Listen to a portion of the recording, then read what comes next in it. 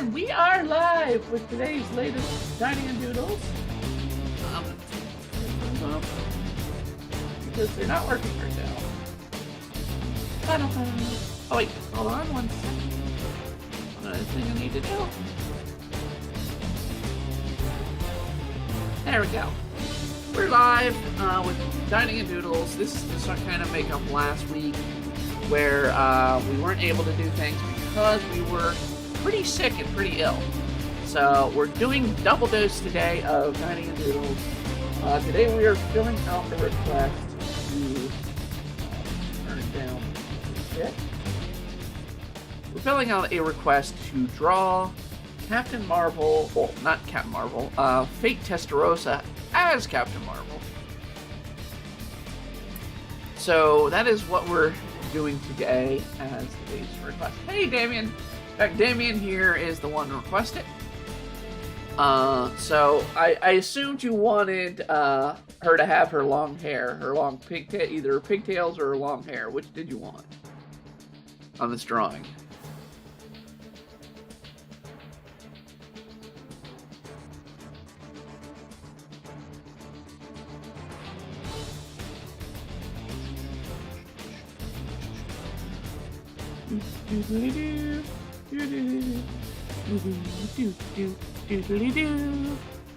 Now I'm gonna get on the leash with her face.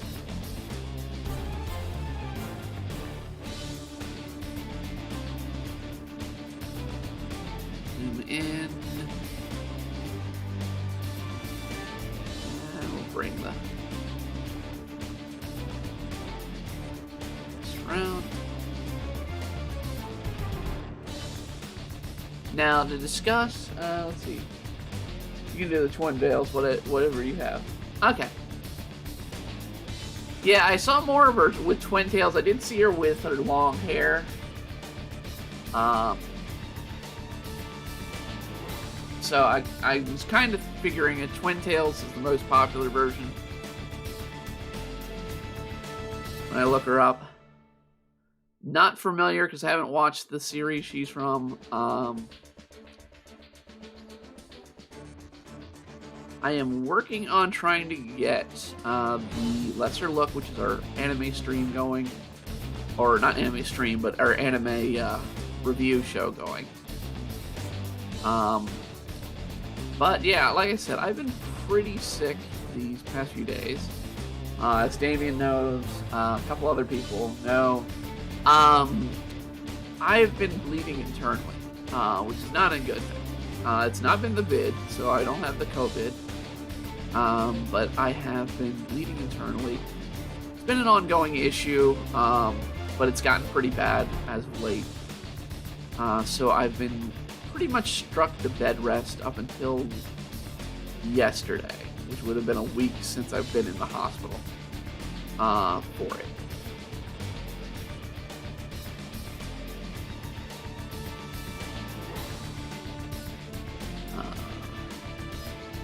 You want her smiling?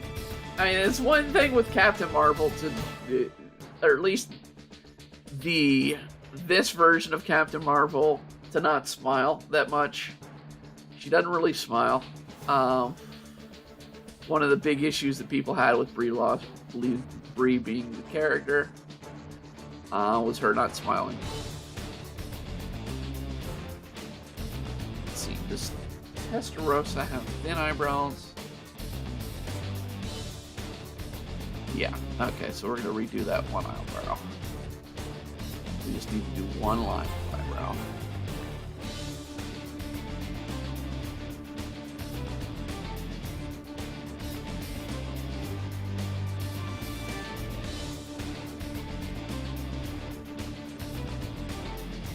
And as always, if you are tuning in and you want something to be requested in part of Dining and Doodles, please leave a comment in the chat. I always like, comment, and subscribe to the channel. We do this every Saturday regularly, with the exception of any time that I have health issues. Hell, we did an episode on Christmas. So I will be doing these as long as I physically can. That's the main issue. Either, but I mean, right now we're going to do as many of these as we can.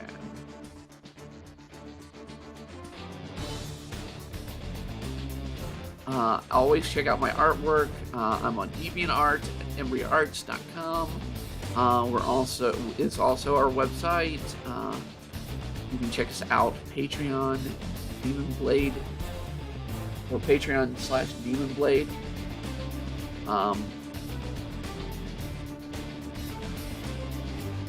Do better with this shoulder there. And I assume you wanted the rep. You can have her smile. I meant to say this earlier, but you forgot Fate is also from Nanoha.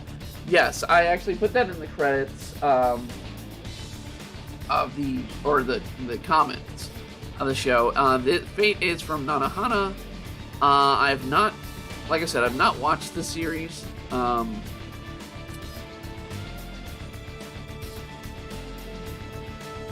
So I'm not too familiar with it. I've drawn a couple different characters. In fact, I think I've drawn Fate before. But I mean, I can't watch everything. I mean, I wish I could, but I don't have the time. I need to get to work on a series with the anime group to be watching, or our next series, which is going to be the Count of Monte Cristo. I thought that series was a movie. I always thought that was a movie. I don't know why I thought that was a movie. So I've got to get to going on watching that. I also have to start watching some of the new stuff for Lesser Look, which is going to be our, as I said, the anime review show. Not like, his shoulders coming out.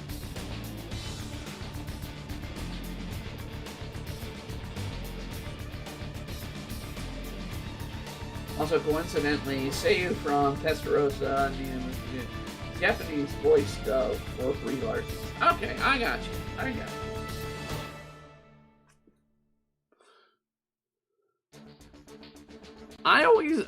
As far as Captain Marvel's concerned, I've never... I grew up in the 80s and 90s. I kind of read the comics back in the 90s. So I remember Captain Marvel as... trying to think it... Monica Rambeau. So I remember the...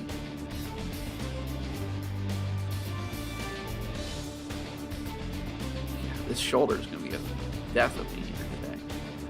There we go. So yeah, I remember Monica Rambeau being Captain Marvel. And she was an actual leader of the Avengers for a while. Carol Danvers was always Ms. Marvel, who had two notes when I was growing up, and they weren't good notes. One, she gave birth to her own molester, which was an effed up story. And the other one is, of course, where she lost her powers to Rogue. Oh, and I guess she was also in Secret Wars and was a Kree. I don't think fondly of Miss Marvel back then. I mean, they didn't know what to do with her. Honestly, it wasn't until this version, the Captain Marvel, that is in Endgame, that is in the Marvel series, that she kind of got more of a personality.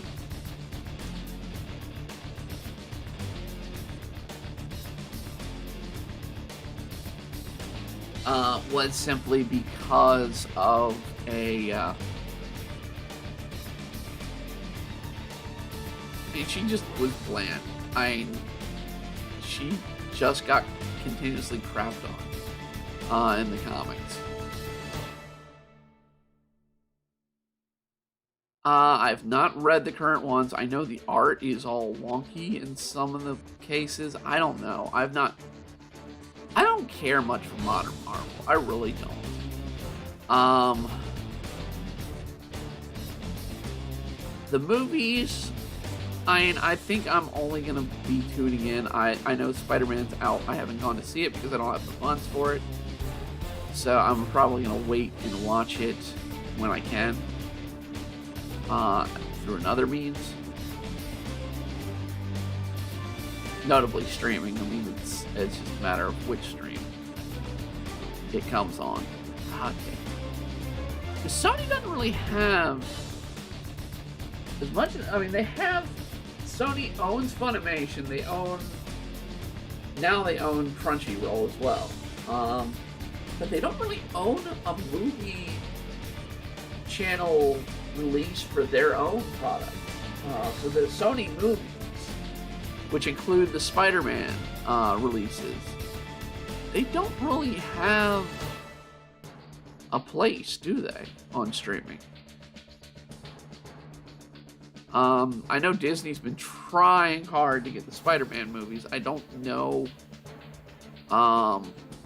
if that deal ever was struck, because I thought it was going into Netflix before it was going to Disney Plus.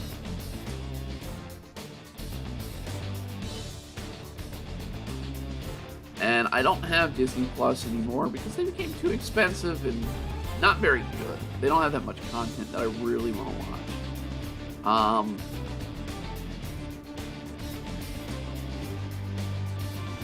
There's only so many times I can watch classic Disney movies and Marvel movies. And the only thing would be the Mandalorian series, Flash. So you have to excuse me. I'm holding back a sneeze while I'm doing this. Slash the Book of Boba Fett. But I'm not too. I mean, it's Star Wars. I'm not too eager to get into Star Wars anymore because I just feel Disney kind of just dropped the ball on Star Wars. And I mean, it's sort of the same way I feel about Captain Marvel in the MCU. I don't really care for her in the MCU universe with the movies. And I don't care for Marvel anymore as far as books. I got out of it after Onslaught. For those wondering where I was in comics,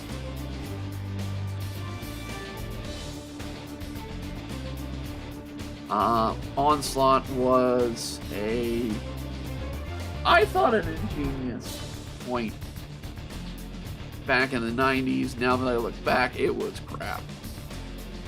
It is probably one of the worst Marvel, and I mean serious Marvel, story arcs that you had to go through almost the entire Marvel library for.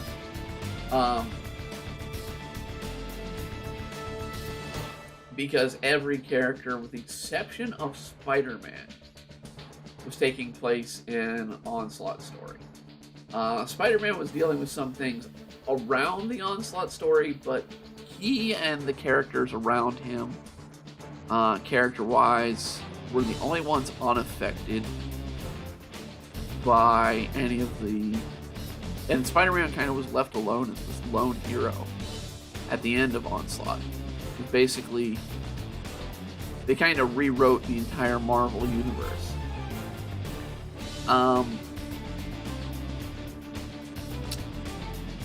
Sadly, if they bring back X-Men, that might be something in the Marvel movies that they come and do, is they'll do the Onslaught storyline. Because it is a big one. Maybe even the Pale-Axe story, which I prefer the Pale-Axe story. Pale-Axe was actually a really good story. basically a computerized mutant virus that was slowly taking over and killing mutants. Kind of like it was in the height of AIDS was the concept for the story behind it. But it was a good way to sort of see this virus that's sort of like semi-mechanical virus slowly absorbing people. And I think it came down to being like they were created to be the next Sentinel or something. To get No Way Home, you have to also watch 3 Raimi. Watched all the Raimi films. I've watched Amazing Spider-Man. I've watched. The only one I have not watched is the second Spider-Man film from before No Way Home. So I haven't watched that one, and I haven't watched No Way Home. So I have 2 Spider-Man films to watch. Then there's all the MCU movies. I've seen all the movies up to date, with the exception of Shang-Chi, the Eternals, and the Spider-Man film. So anything past Endgame I've seen, or I haven't seen. WandaVision I watched. Loki I have not watched because it came out after. I let my subscription change over because I get more use out of Discovery Plus. So I was like, I have a choice, Discovery Plus or Disney Plus, and I was like, I get more use out of Discovery Plus. I like watching a combination of shows on Discovery Plus, cooking shows. When I was sick all last week, I was watching 2 different shows, and I'm still kind of going through one of them. I made it all the way through Alton Brown's Good Eats series, including The Rebound, which is not helpful when you're sick and you're stuck having to eat nothing but bread and soup.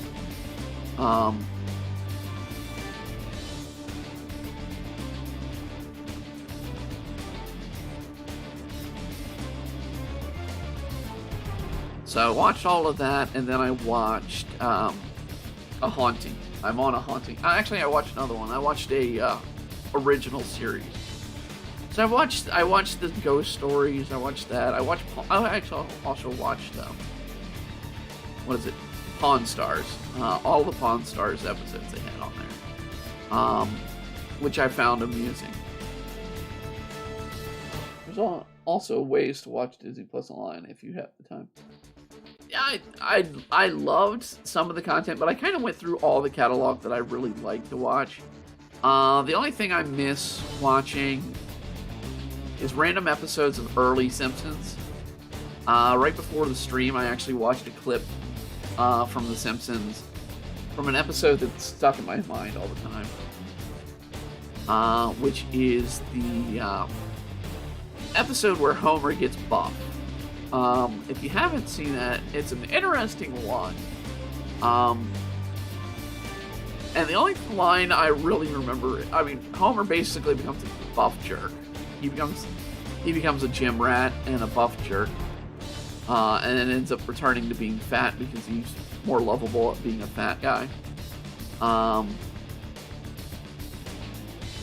But the line I remember from that is, "Apples are crap," from that episode, and it's just stuck in my head. I wanted to see the line, "Apples are crap." I don't think I saw it on the show, clip that I was watching. But the whole thing was Homer had to get healthy. His doctor was forcing him to get healthy, so he needed to go out and run, and he decided to start eating healthy. And he found these power bars that were made from apples, 100% apples. And he thought it was sort of the mind effect where he's like, oh, well, this is actually great. And he ends up becoming the spokesman for these power bars. And this is, I still think, the 90s. I don't think this is 2000 Simpsons. It was fairly early in the show, as I recall. Because, hell, the show's still going. It's got a long ways to catch up on One Piece, though. Amazingly. Even though One Piece started after, One Piece doesn't take a break. It doesn't do 26 episodes a year. It does double that. almost.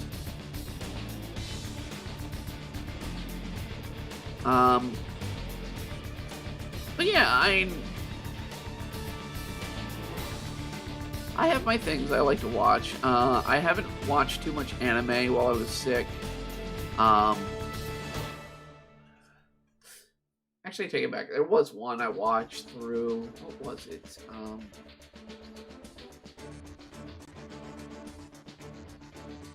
I honestly don't remember. There was one on Netflix. I know that. Let me pull it up here. Let me see. Pull up my Netflix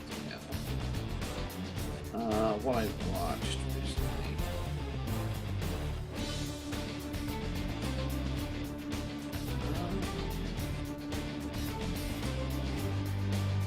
Shoot. I know I watched the new season of Agretzko recently. To finish that up.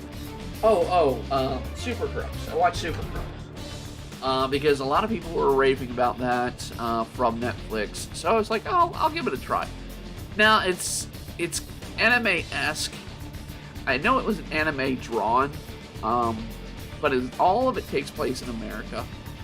But it's kind of like the answer to My Hero Academia, where superhumans exist in the world, and you gotta make a living.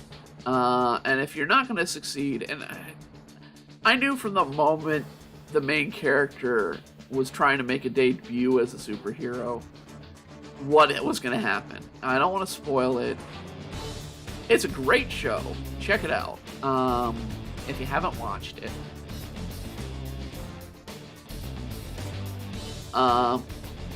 Basically, like I said, it's it's not super villains, it's more super, as they say, super crooks. The super villains are there. You know, they're doing the more devious things. These guys are just out to make money.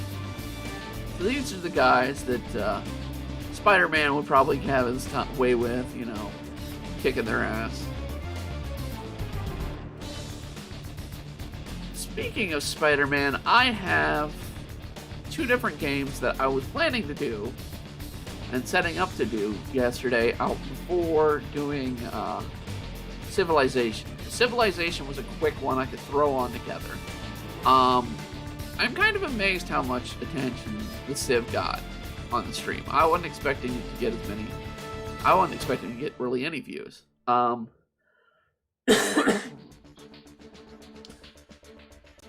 But it actually is doing okay so far for a stream of mine, starting out. But I was going to be doing Spider-Man was one of the choices on the PlayStation. The other choice is GTA. So, I mean, I'm going to probably do a poll and suggest which one is up for whoever wants what the next game. It's literally just going to be the Friday slot. Civilization, I am amazed how well we're doing. I know the stream cut out last night. We're actually, I went on and played through a little bit more. And one of the things that happened almost directly after the stream cut out was war was declared on, and they kind of pushed me into joining the war on one of the civilizations next to us. We agreed to help out the one side, and we double-crossed them. We literally came out of it with like 4 new territories, and became the superpower of the world.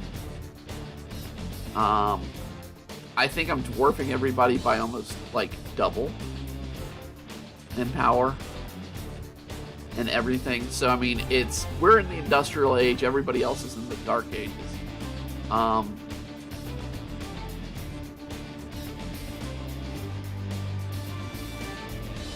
So we're definitely going to be dealing with things a little bit more advanced. speaking of anime-drawn stuff, what do you think of all the anime based on films and games that are in development on Netflix, like Pacific Rim, Tomb Raider, Skull Island, Splinter Cell? I've not heard anything, and I'm going to hold out because I feel those tend to be better than their live action. But at the same time, I'm still holding out on One Piece live action to be decent. I'm not saying it's going to be great. I'm going to say it's going to be decent. Because you do have Oda overseeing, and Oda does kind of be controlling of his property. And it's probably going to be Netflix's biggest cost spender to do One Piece. So they're going to have to make it right and make it to where fans will definitely watch it, despite the negative outcries. But yeah, the properties, I mean, I heard nothing but good story or good reports of the what is it?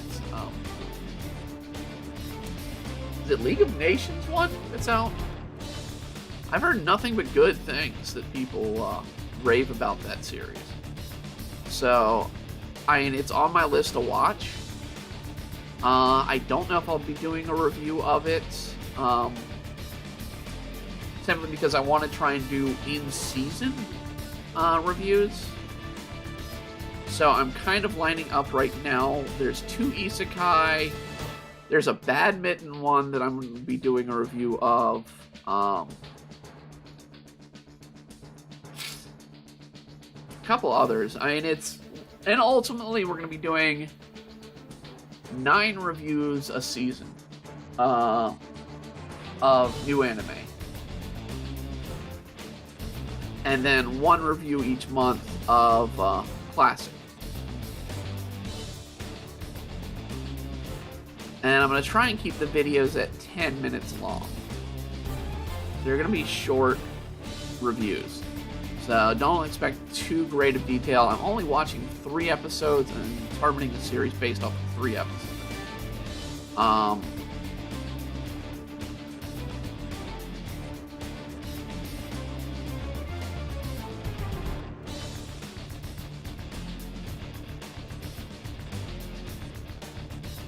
There are 1 or 2 other ones that I really wanted to see out of the list of the seasons. I think they're the must-watches. But yeah, Netflix, it's kind of hard for me to determine what on Netflix I'm going to watch in a season. And part of the reason is they're now trying to do anime weekly, but they're only doing it in sub, and it's really hard for me to focus on the sub and write about it if I'm doing a review, or for me to sit down and watch it while I'm doing artwork or something, because I'll usually have something playing in the background. That's why I have Discovery shows on, is because I can drown them out, but I can enjoy them still. I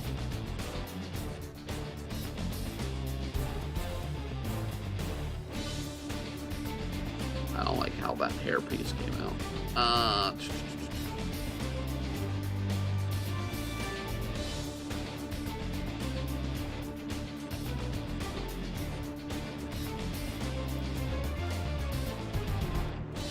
She's got the long... This would be awkward to see on a person. I don't know anybody who has long sideburns. They usually come out curly. I think you can only see it. But yeah, I mean, I'd be interested to check out... I don't know about Skull Island, but Tomb Raider I'd be interested to check out. See how they do that.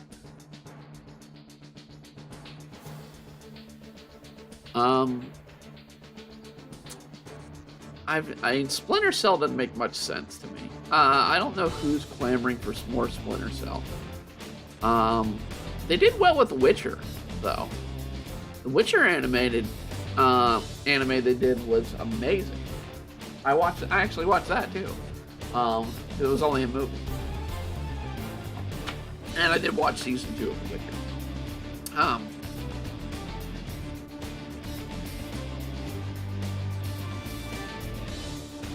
You had a lot of time just laying in bed and watching stuff. Now, mind you, I slept a lot too, so.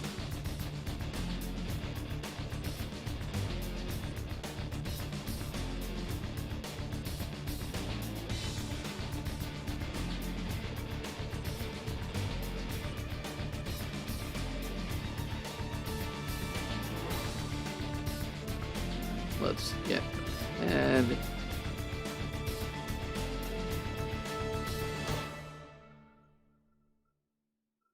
I'll do that hand later. I want to kind of fade her, so I'm not seeing anything there.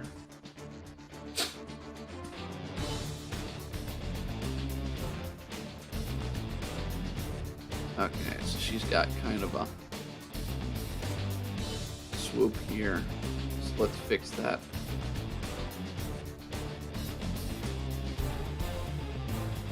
I mean, I'm trying to think of what else is really on my watch list. I need to sit down and watch some stuff on my Funimation list. The only sub I've been really keeping track on is Demon Slayer, because I've been interested in this arc. And Demon Slayer is amazing animation. I have to give it credit. I mean, One Piece right now is amazing animation. If you've not been watching One Piece this season, my God, or lately, the animation is just stunning. To consider the series has gone on and had some pretty jank and wonky animation in the past to what they're doing now, I mean, it's just stunning.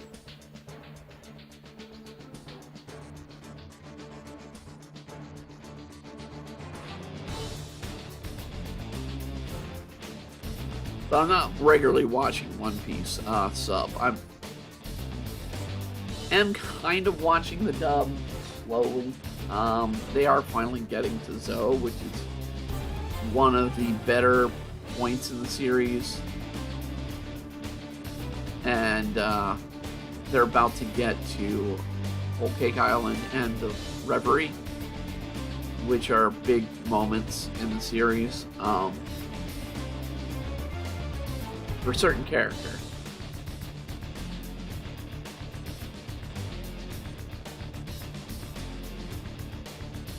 I mean, Whole Cake is the first time they take an L and kind of just run. I've never really thought I'd see Luffy run from a fight, but he did.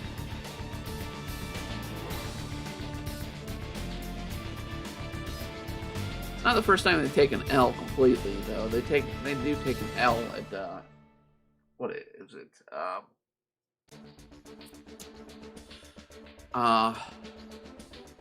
Shabadi.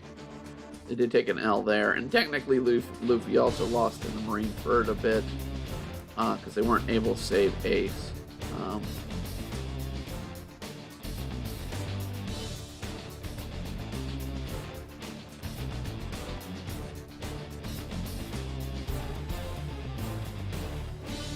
Here's always an interesting setup to do.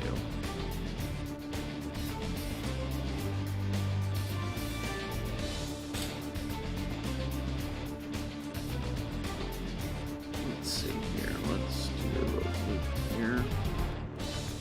No.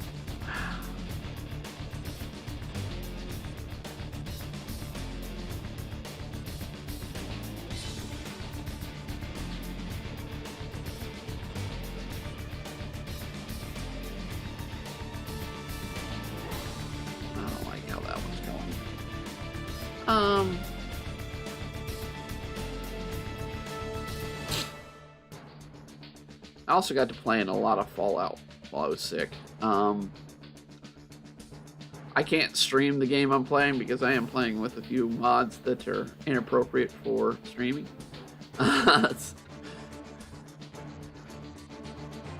But I do find them amusing, and I was like, oh, I've never really beaten Fallout. Let me try and beat Fallout. So I've been kind of playing that a bit off stream.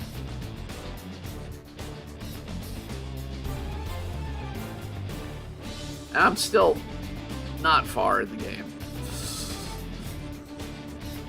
I've played a lot of time in the game. I have a lot of experience, but I also have a lot left to do in the game. I've never beaten Skyrim either, so I'm probably going to go back and finish up the Skyrim that we started on stream at some point too. But those are just sort of personal goals.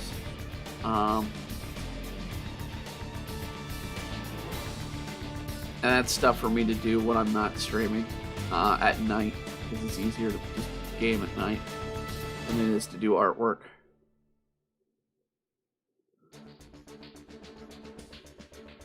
Of course, we will be back with our next game. Will be Tales of Arise tomorrow night, because Sundays are now our gaming nights. Instead of Mondays and Tuesdays, because I have other streams I occasionally show up on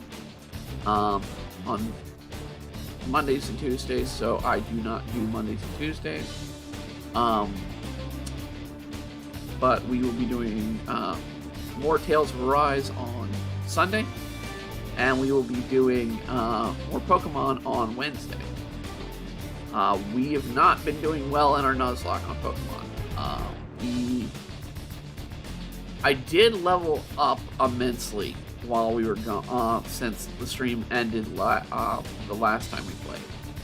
I think we now have like a level 40 Snowden or something, because I had a bunch of EXP crystals from going and facing the and not catching the dynamic or the dino dens and just fighting them, not catching them.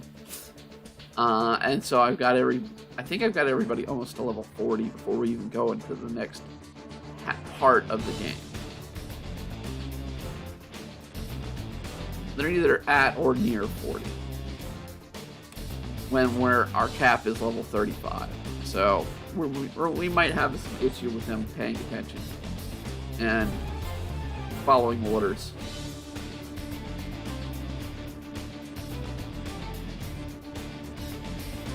For Snowrun, that's who it is. We have Snowrun.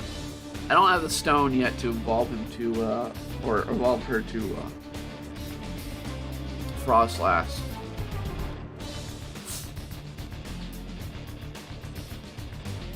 And for those wondering what we're doing in there, we are playing what is called a type lock Nuzlocke. And basically that means we have a list of which types we can catch in a given area. We can only catch one in a given area. But we have types that we can catch. And it's not that area we can only catch this one or this there. We can only catch certain types. So the wild area really helps to do this. I don't think I could do it in another Pokemon game because of the limit or the alterations of Pokemon are not as diverse in the other games. I don't like that hand. I really don't like that hand. I'm gonna have to redraw that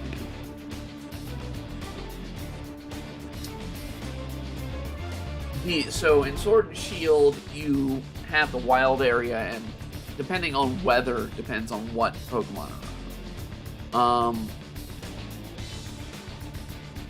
Every other game, you've got like a certain ones that appear in that area. Now, we could do a randomized in the future. I do have it set up that we can do a randomized Nuzlocke in the future. Those are a pain in the ass. We tried one once before with a game I wasn't familiar with. But we can do it with one we're more familiar with.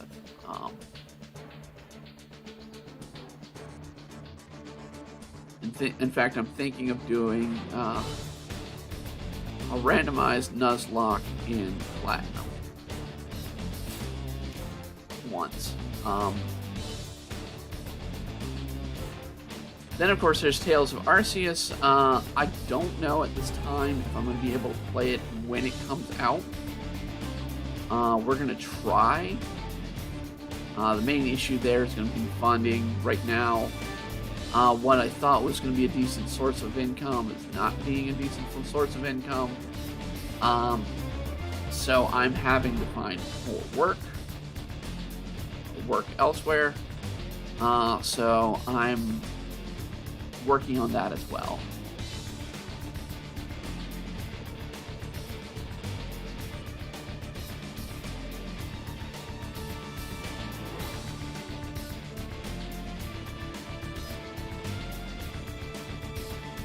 Okay. I think we can start coloring her in a bit. Let's start with her skin tone.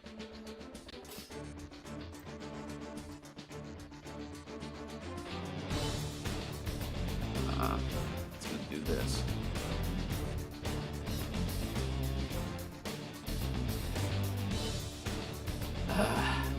Fudge.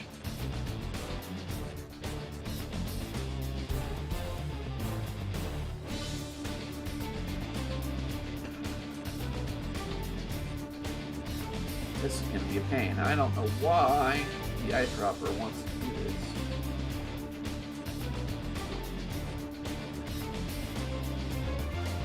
But we'll do it here. Alright. You are on this layer. We need that color.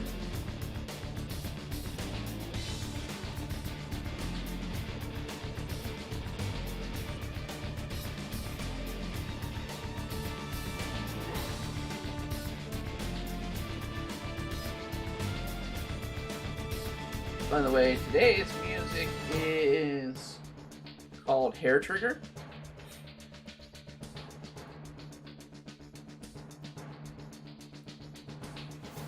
It's specifically for this stream. I'll change it up for the next one.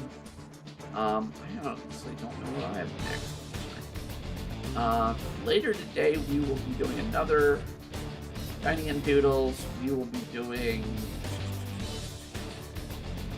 the schedule here. Let's see. We will be doing drawing of Sarah from Chaotic Season 1. I'm not familiar with it. And of course, this is from a person that wants us to show the feet. Should be a quick one. Should be a relatively quick one. This will be a shorter stream than this one is going to be, because this one's going to be more detail oriented, so we might do a little bit something else. I don't know. I might just have it as a short stream. Because I haven't done a real short stream in a while.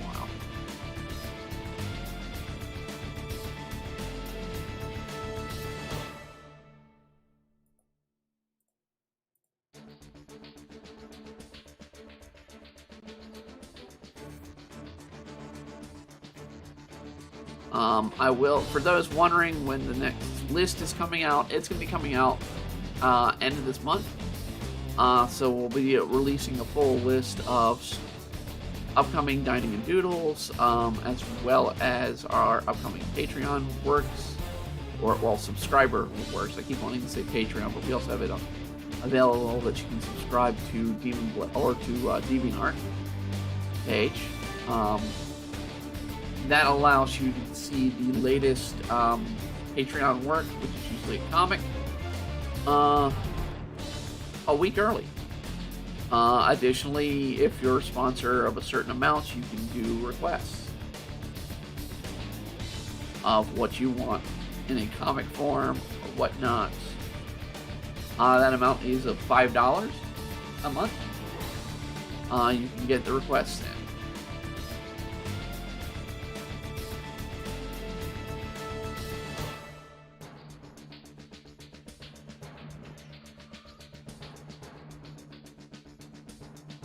I had to sadly increase the rates as of late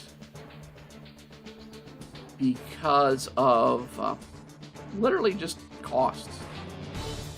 When I can go to the store and buy literally a handful of groceries and it's costing me $50, I gotta eat.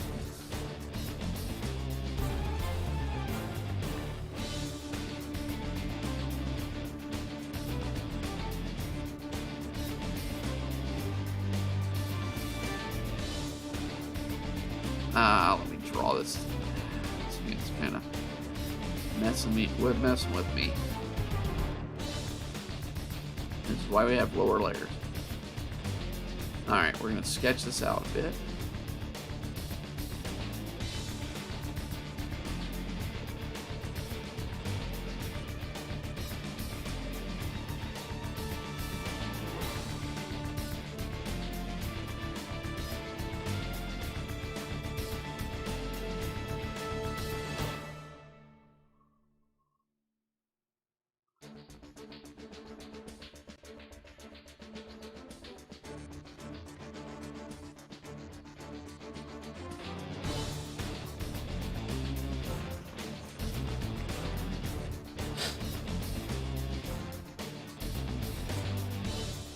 Trying to put my own hand where I can see this.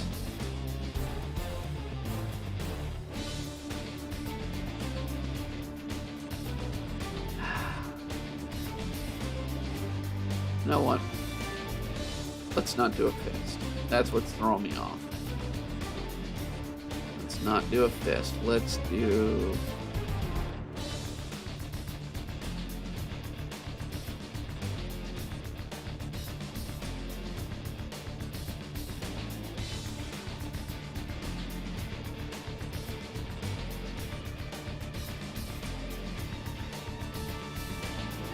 This says before, but considering Endgame is my favorite MCU film, and What If is my favorite.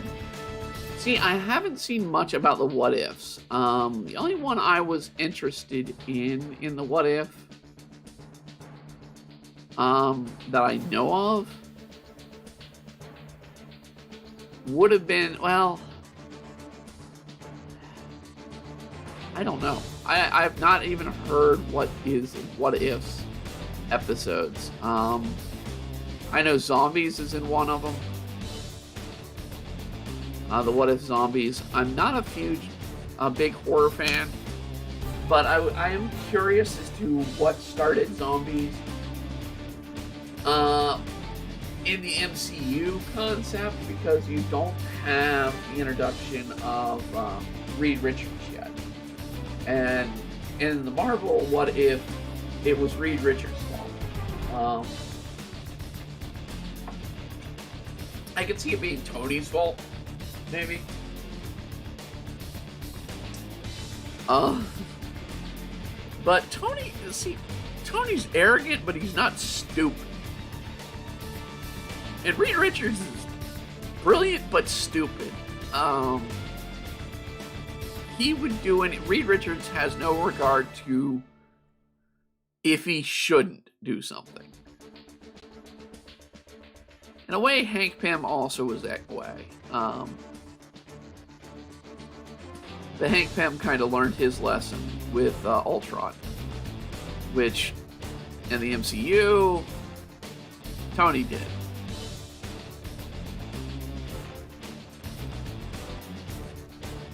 But in the original series, in the comics, it was Hank Pym that did it.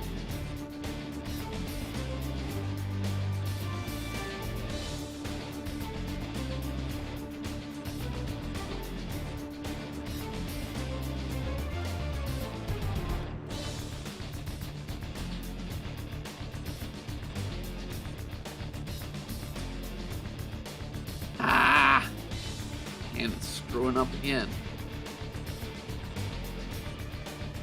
There we go.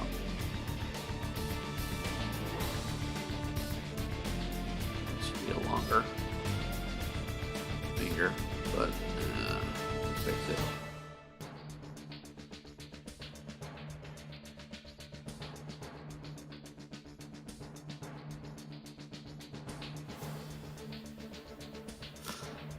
That's a broken finger, is what that is.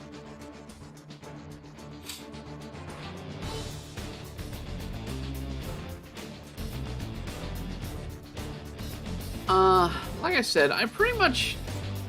What If had occurred after I stopped watching the streaming with Disney Plus. I'm not too interested in to see where things went in the future of the MCU. It's just, or where they're going. There's certain characters I like to see, I want to see, and they're people that love playing the roles. So I'd like to see more of Guardians of the Galaxy. Yeah, I'd like to see Thor. I know.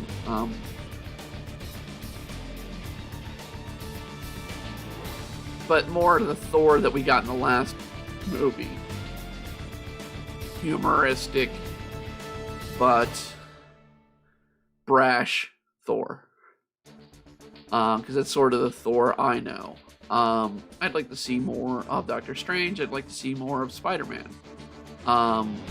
As they are in the current MCU world. Well, Spider-Man, I guess, is different now, because I do know what the wish was. It's kind of a better, well, no, it's not even a better way. It kind of...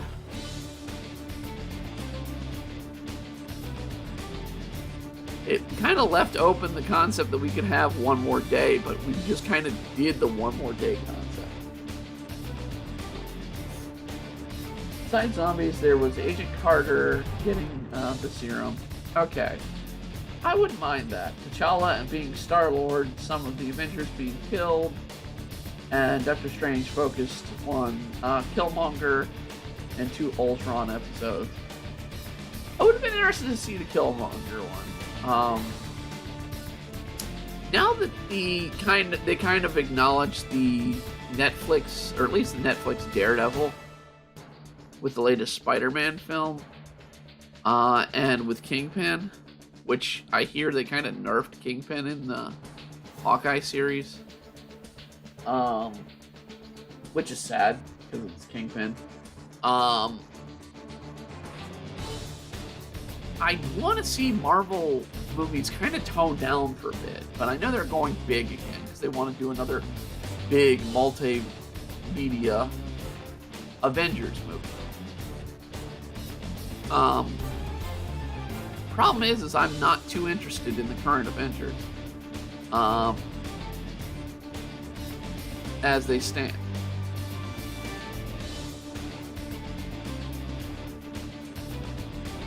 And what they're kind of leaning towards.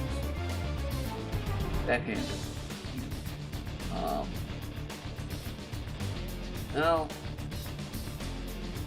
it's about right size. It's supposed to be about the size of your face. And if you have a small face, you have a small hand. Yeah. I don't know how authentic that is, but I mean it's an artist notation. When you draw the hand, you need to have it as big as the face. In a sense. Okay, let's do some more coloring here.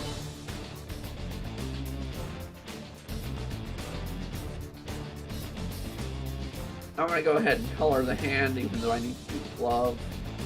Was there any other spot that her skin showed? Other than her fingers? Nope. Okay. So let's start doing some of the coloring.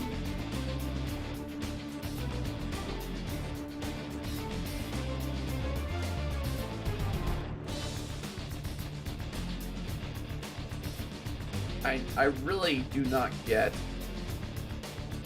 the tied around. I mean, I can't say much about that. I have a bathing suit. It's kind of like that. With a tie around.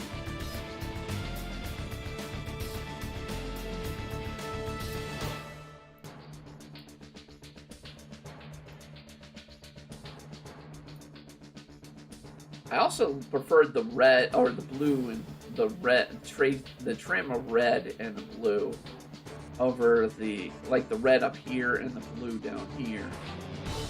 that they did in the original Captain Marvel movie and in the original design of Captain Marvel. Besides 3 movies in the MCU this year, there's going to be Moon Knight. Moon Knight I'm interested in. I will admit, Moon Knight I'm interested in. Miss Marvel, I hear they're having some issues. Guardians Holiday Special. I hope they spoof the original Star Wars special there for Guardians. And She-Hulk. She-Hulk. See, the thing with She-Hulk is it needs to be humorous, and I don't think they're going that route. She-Hulk's kind of like Howard the Duck in the original comics.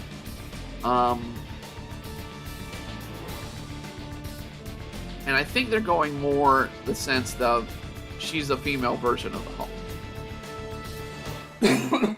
Which I'm not very interested in the Hulk, and I don't think many people are interested in the Hulk. As the Hulk movies have shown us.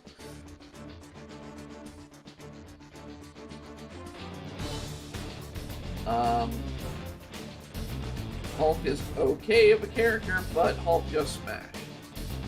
You gotta do Hulk as humor to really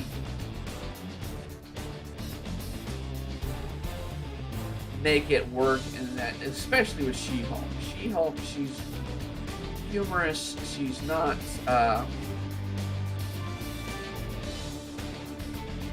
it's a great way to have a comedian play the role. I don't think they have a comedian play it. Which is kind of disappointing.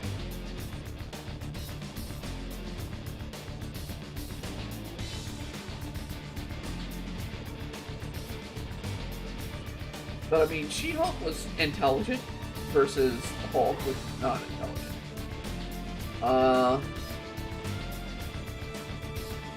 She-Hulk, like I said, was humorous in the comics. I don't know if this version's going to be humorous.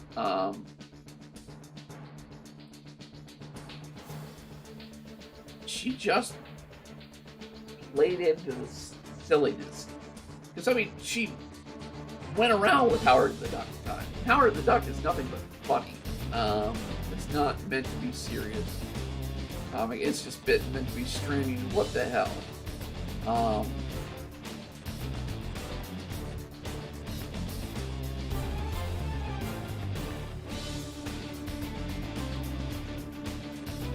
And Marvel gets weird at times. I mean, hell, they did do Ego right in the second Guardians movies, by making him sort of take on a human personality. I got that.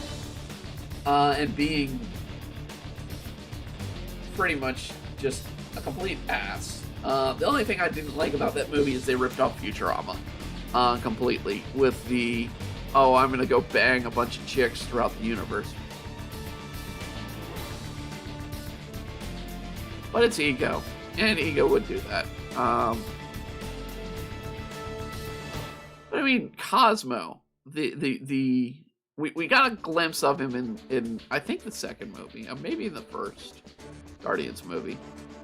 The dog that's literally just a spaceship. It's just a dog in space.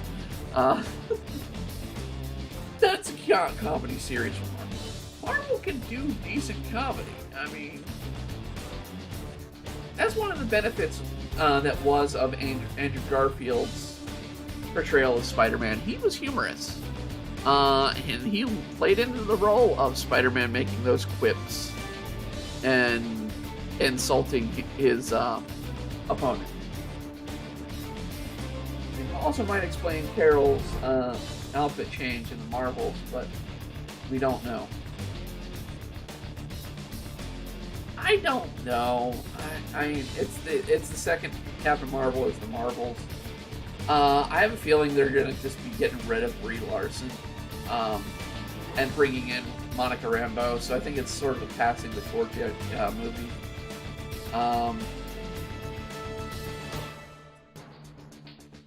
Because Monica was meant to be Captain Marvel, and they introduced Monica in WandaVision.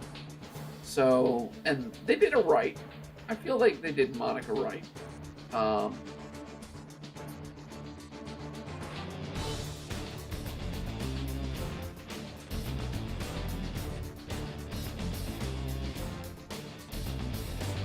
I just don't like. I'd like to say I don't like Brie Larson. She's a decent actress in other roles. I just don't like her as an action character. I don't feel she does action well.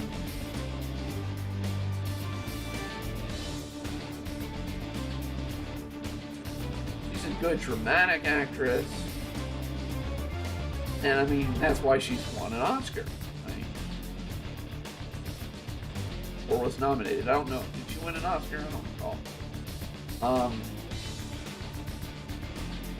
But yeah, I just don't feel her as strongly as a good character. And I mean, that's part of my issue with Captain Marvel. I don't really, the current Captain Marvel in the MCU, I don't really care for her. I really don't.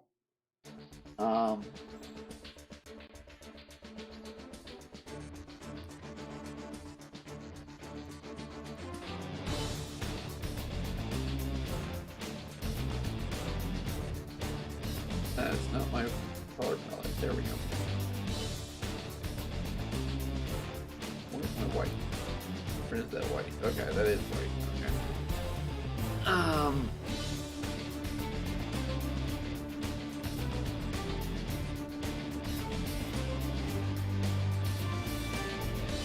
When you play a superhero, I kind of feel like you need to have a lot of charisma, but you also need to be able to be believable. And I just don't feel Brie Larson was very believable as Captain Marvel.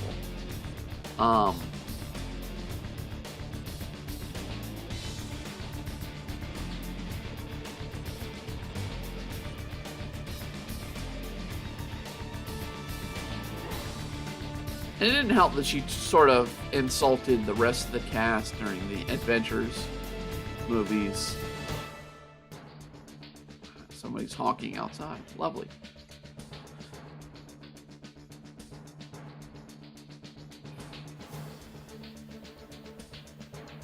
Brie is also in Kong Skull Island, which is the movie that she's going to get animated.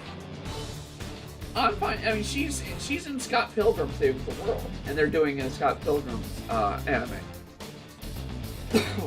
which honestly is a better version of Scott Pilgrim, in my opinion, because it's more fitting of the comic. Kong Skull Island. Do we really need another Kong? I mean, yes, King Kong was one of the first big Hollywood movies. Do we really need to keep going into the Kong? I mean, I will say it plays in the King Kong and Godzilla fights that they had, but at the same time, I kind of knew Godzilla was going to win from the get-go because it's freaking Godzilla.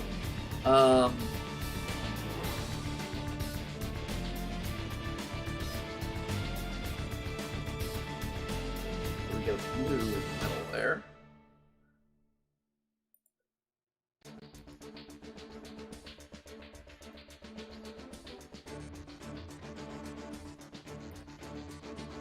I mean, King Kong is big ape, okay.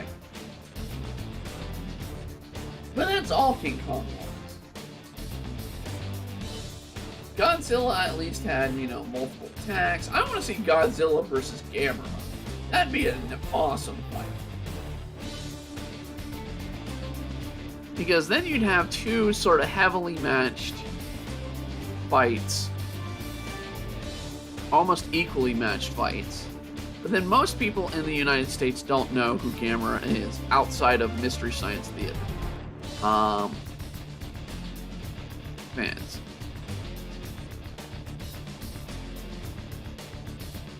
Or some people that would like to watch those movies, which were not well movies.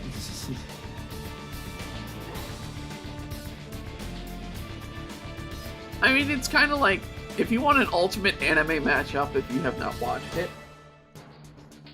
between two different series that are just out the blue, it is one I suggested that I'm going to put on the list probably in the future for our anime group to discuss. Lupin versus Conan from the Conan Detective series. Watching those two go at it and work together. There's a matchup in anime history that most people don't know and probably have not watched. Because America didn't really take too kindly to the Conan series. But you have the world's, quote, greatest detective versus the world's greatest thief.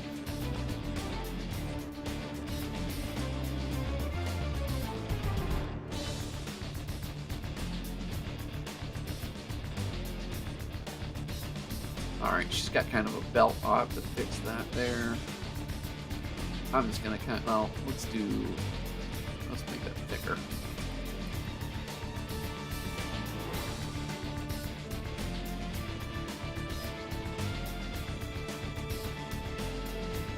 We kind of need thicker than that. So let's go up to 20.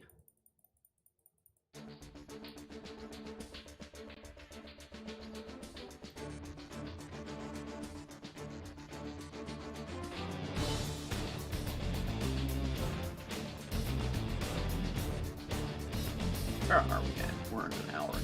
Okay. But yeah, I mean, I'd like to see something new come out.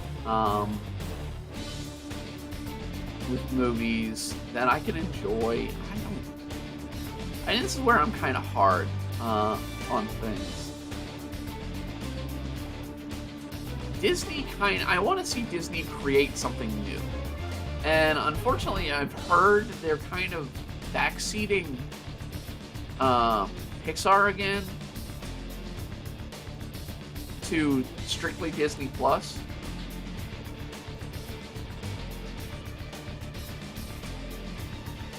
And that's kind of annoying.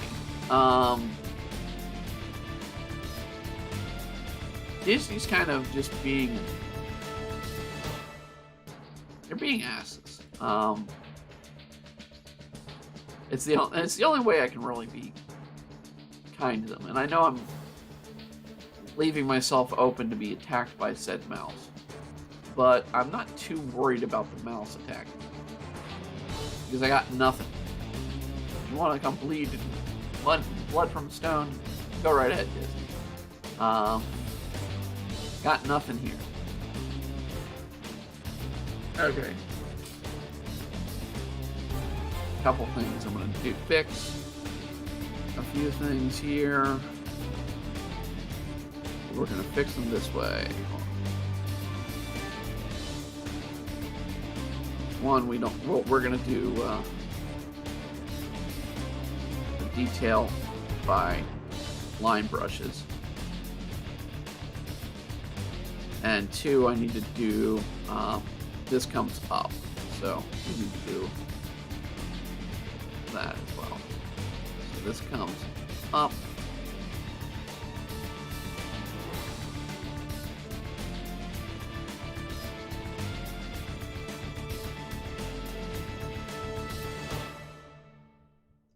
Well, we could blame Omicron for the reason turning red is on. Not really. They can keep saying Omicron, but Spider-Man. That's my answer. Spider-Man. Spider-Man went into theaters, is the second biggest film of all time. Not hearing it. It's not Omicron. You can blame Omicron all you want for things, but Disney has no excuse anymore with Spider-Man making them as much as it did. It's just Disney wanting to force you to kind of watch their series or their stuff on their streaming platform because they're losing money. They're losing some serious money.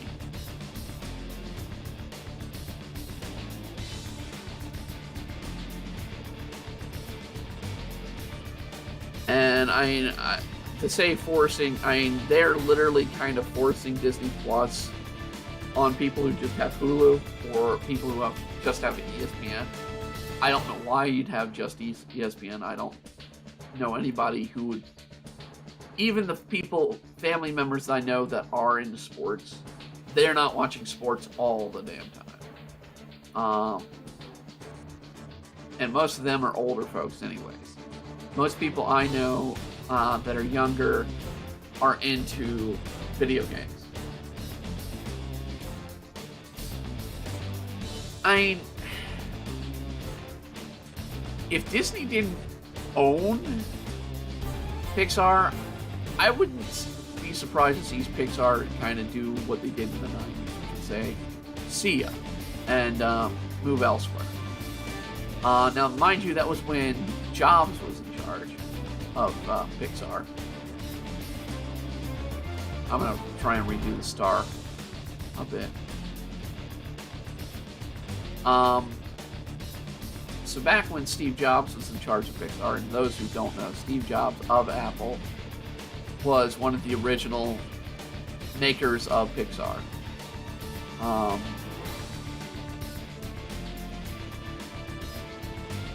That is what he kind of did when he first left it.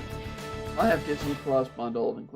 Yeah, I mean, I had it for a while bundled, but like I said, it came down to which I used more, and I got more use out of Discovery Plus, which is why I had that. And Discovery Plus was, at the time, the same price as Disney Bundle, or I mean Disney Plus, but I got much more on Discovery Plus than I did on Disney Plus. And then adding the bundle cost more.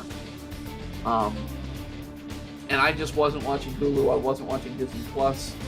I went like 3 months within it, and I dropped it because I'm like, I'm not watching it. I'm paying too much for these series or for these streaming platforms. I need to get rid of them.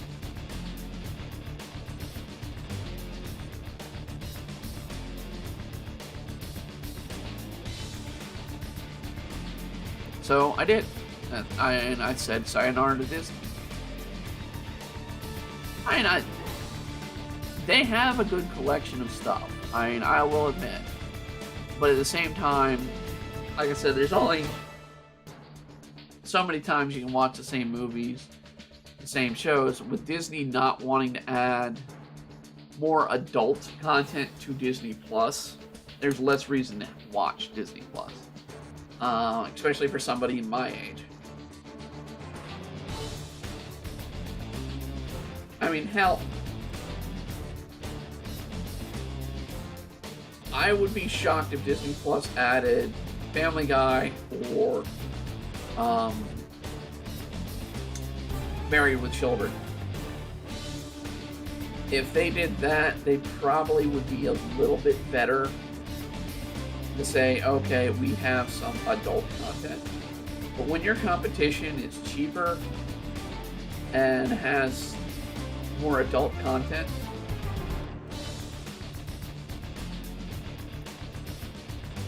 it's kind of hard to say a reason for Disney Plus. Disney Plus is pretty much, it's for kids. With the exception of Mandalorian. I will say that's probably not appropriate for kids.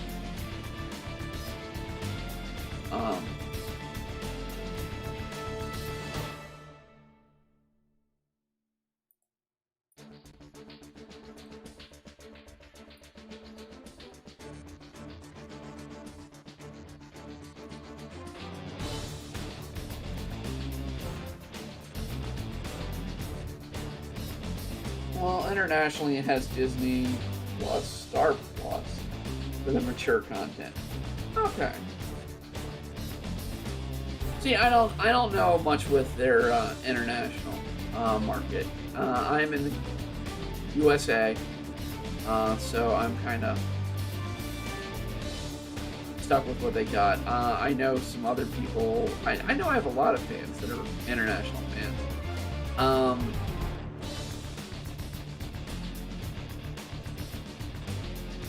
So, I mean, I definitely don't know much about their international market.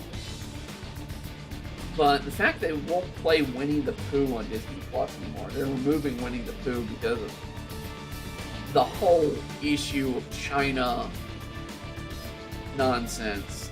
I mean,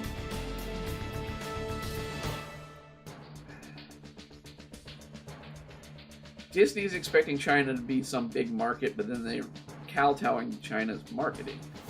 And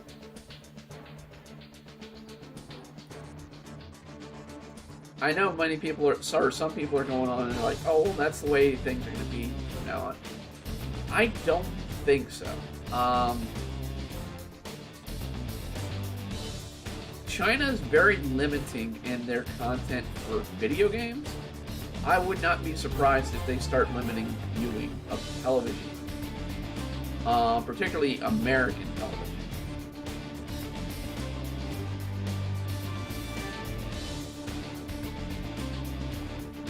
With the exception of basketball, which they apparently really love over there.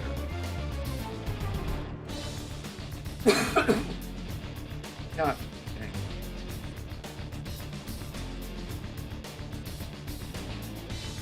Okay, let's try and do blue on her arms.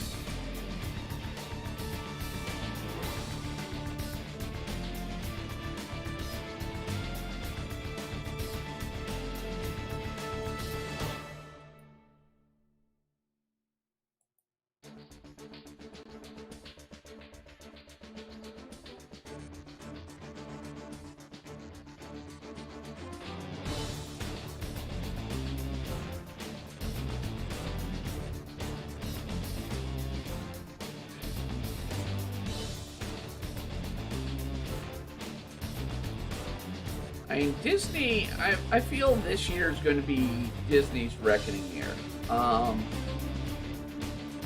They've got a lot to answer for with their investors, especially with the streaming platform. If it's not doing as well as they're saying it's doing, their investors are going to start really hammering into them. And what really boggles it is their quote Star Wars hotel that is doing horrible.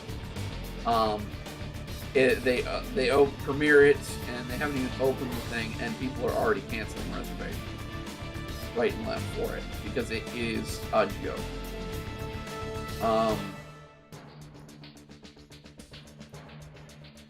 $6,000 to stay in a hotel and play with a flashlight is not worth it.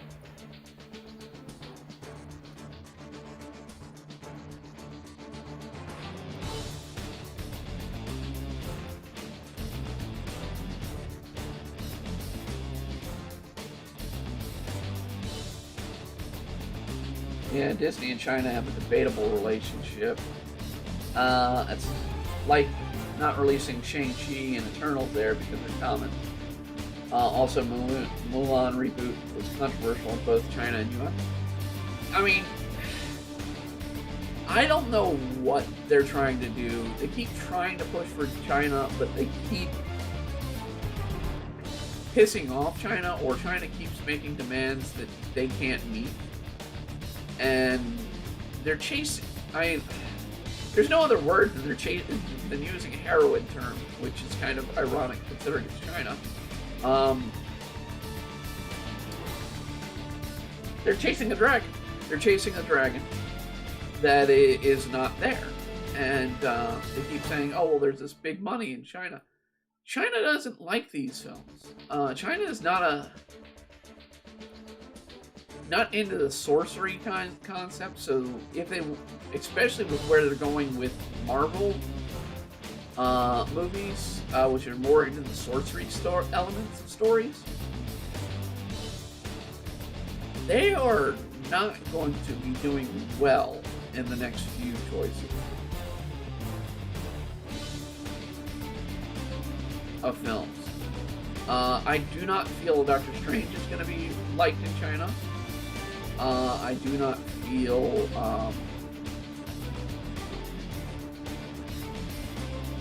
that, well, I mean, a sequel to Shang-Chi would not do well in China. Maybe Ms. Marvel will. I don't know how well it did in China. And that's what Disney keeps promoting and going for those kind of films. And I don't think they're going to work. I really don't. Disney, I think, is shooting themselves in the foot to try and make money. China already doesn't like Star Wars.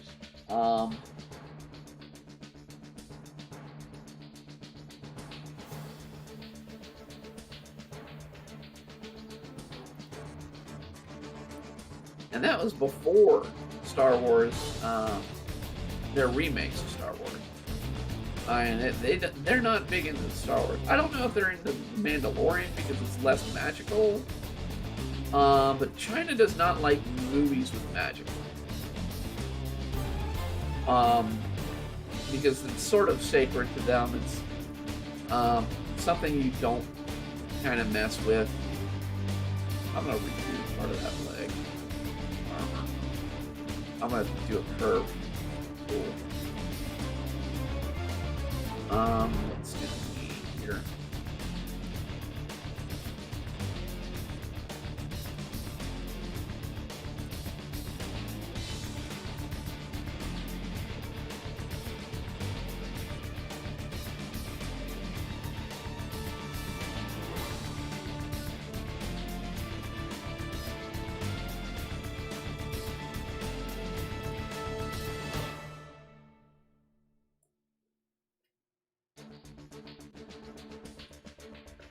So yeah, I don't see Marvel doing that well. At least with the direction it appears they're going with China market.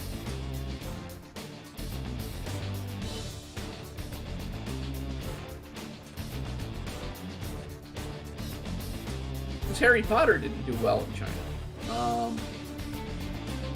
It's literally, they have a thing about magic they don't appreciate.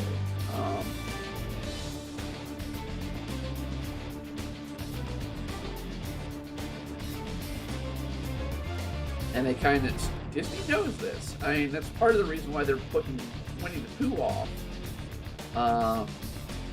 It's because China has a thing with their leader looking like Winnie the Pooh that they won't. They find it as an insult, so they don't air it there. Okay, let's see here. These have let's go here.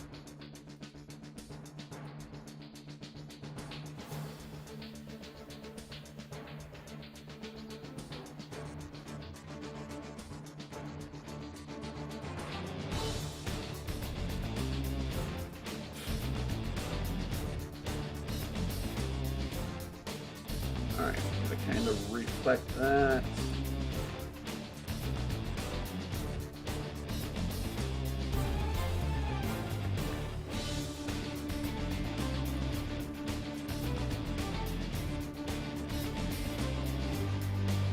Speaking of Winnie the Pooh, have you heard? Yes.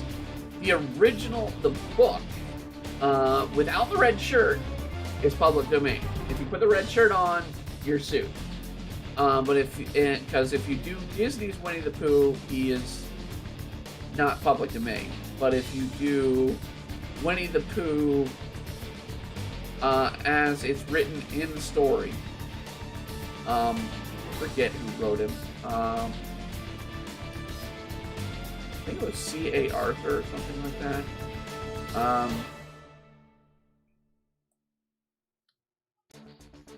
But yeah.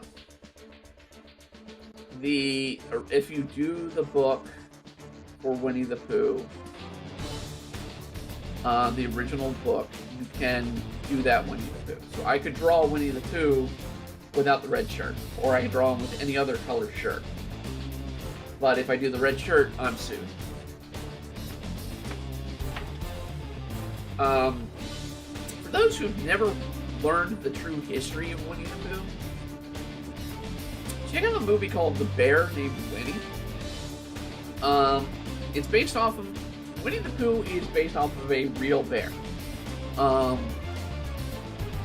he is not the Winnie the Pooh that we get in the story. Winnie the Pooh we get in the story, children's story, is completely fictional. But the Winnie the Pooh in the original story, or in the originally, was a bear mascot for Canada during, I believe it was World War I. They had this little cub that they carried around with them, and was bear mascot. And at the end of the war, they had to do something with the bear. They couldn't keep the bear. I screwed up here somewhere. Hold on, I just noticed.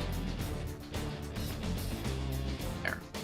Because I need to do another line right there. So Winnie the Pooh was a real mascot for Canadian military group. They had to abandon the bear, and they turned him over to a zoo in England, where he became attracted. They put in the story of his origins, and he was very friendly. Because the bear was raised by people, so they were able to really show this bear as this friendly, lovable bear, and he became a zoo mascot, which inspired the tale of Winnie the Pooh.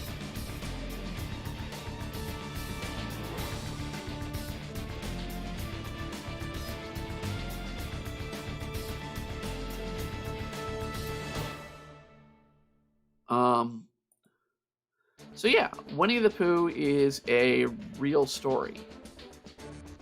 I mean, there's some great documentary movie-esque stories that I really suggest people watch.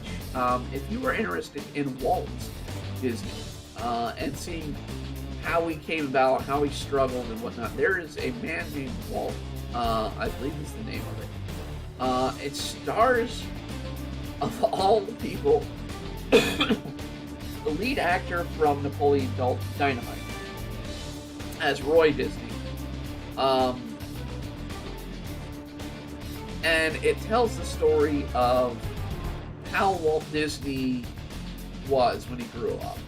And that's on top of the one that you will see on Disney, which I still say is a great one, the Mary Poppins one that they did a few years ago, Saving Mr. Banks. Great movie.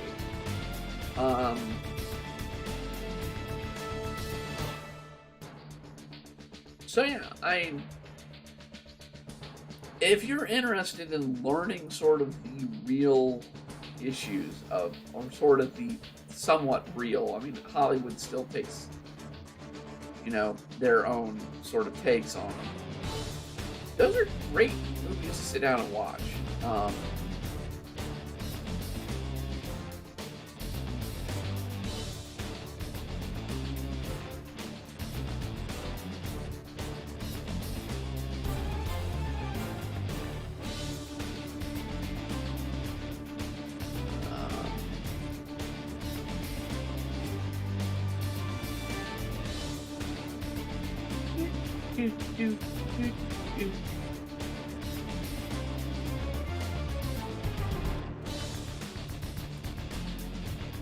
Probably not going to do much of a background on this one. We'll do something dramatic, but we'll still not do... I don't want to be doing any more white backgrounds in these Dining and Doodles. Unless I'm really caught up with time, I'm not going to do a background for it then, but at most of the time I'm going to start doing backgrounds for these. But I'm going to do quick backgrounds. Unless we have something really easy. Like tonight's will probably have a bit more of an in-depth background.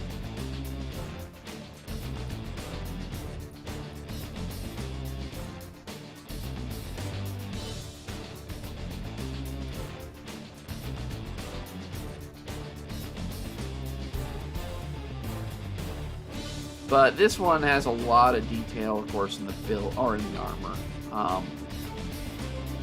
Because it is the end game and not like the Marvel Comics version where I can just simply do it. Because movies tend to over-exaggerate the details. make things look cool.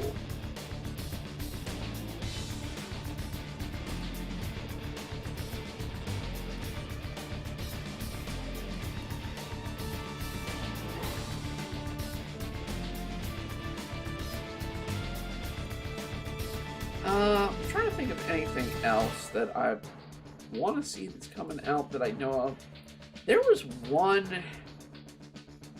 horror thing that I saw a preview of the other day. I don't remember.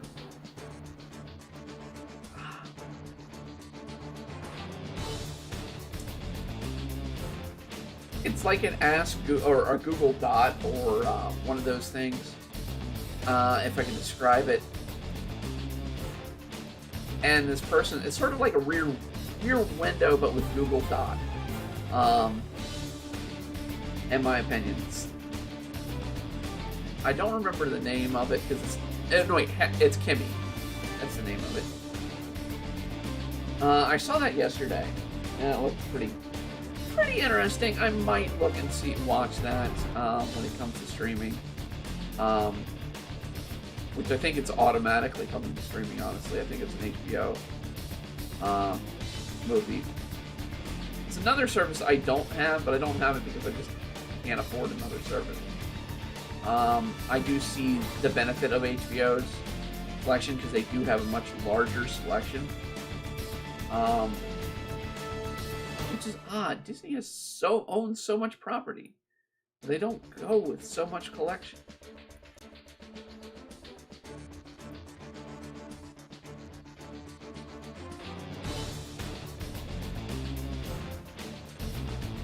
Alright.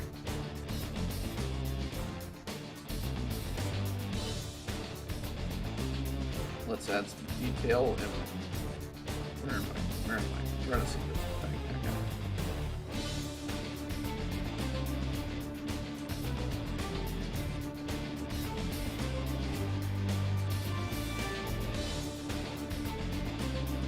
I'm not going to bother with her belt. I think the belt looks a little bit stupid. It's only there where they can add a little bit more of the gold, and so we're not going to bother with the belt.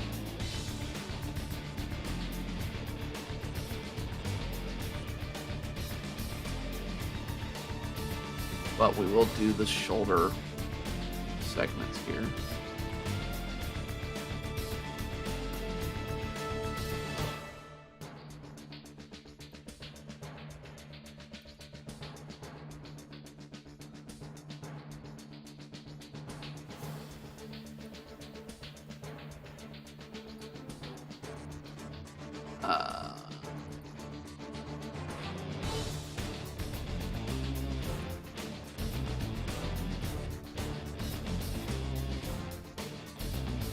For those wondering what is coming out for sponsors and Patreon releases tomorrow, or hopefully tomorrow if I can get it finished,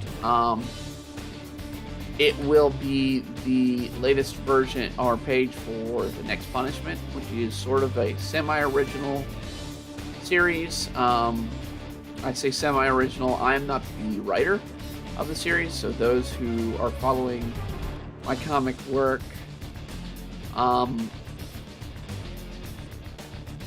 it is one of the masking titles that is original.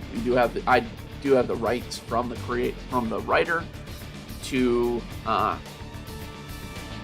denote, sell merch and whatnot with it. So I mean, we do have a poster. I am curious, what people would like to see in the future with us, with merch.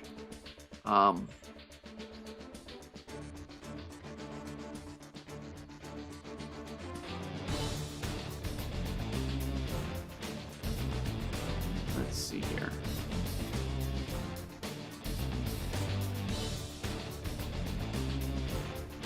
And let's add more detail there.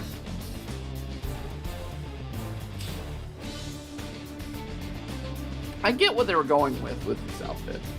About the MCU's outfits, yeah, the heroes' outfits in the MCU have a whole lot of detail in them, but people don't bother drawing the outfits, but at least for this one. Yeah, I mean, if you're gonna do it, I mean, it's an arduous process. I try to. I mean, if you're gonna request the MCU, I want to kind of do the details. But yeah, most people would do the typical Captain Marvel as she is in the comics. Outfits which aren't as detailed. But we are in the last sort of half hour here. Actually, last 20 minutes. I want to get to the other colors, especially with hair, and I want to make that look more. I want to make the armor shine, and then we're going to do a quick background.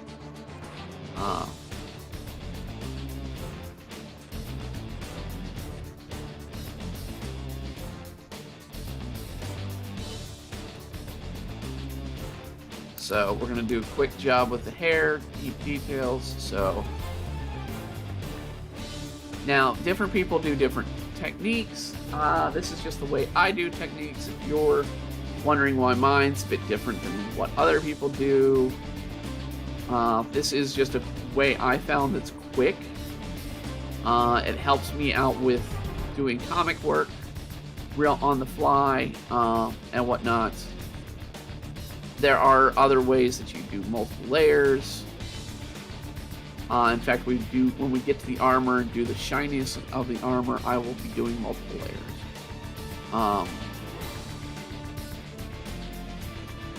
that one's not selected. Okay. But with hair, I have sort of a technique here down that I use on my own work.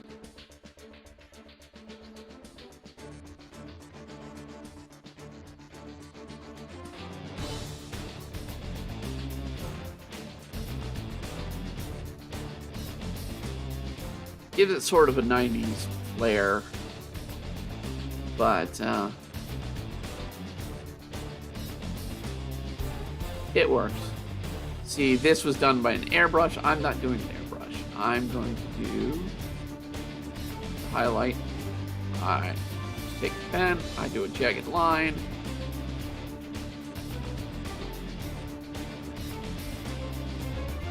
And we'll do some spots here and there.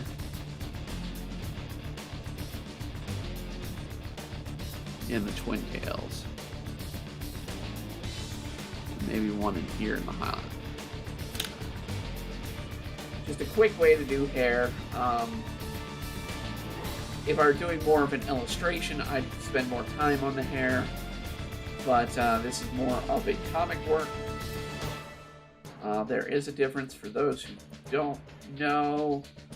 The difference with the illustration and comic illustration, you're going to make more of a painterly look, more realistic.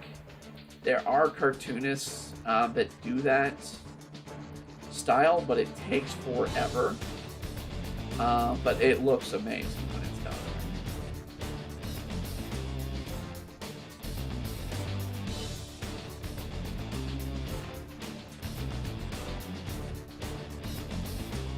When it's done wrong, it looks wonky, but when it's done right, it does well. Alright, so we have two tones with the red. So we want to get a darker tone, well actually three tones. So we want a darker tone, and this is where we're just going to do an airbrush, but we're going to do it on a different layer. So we'll move this layer up.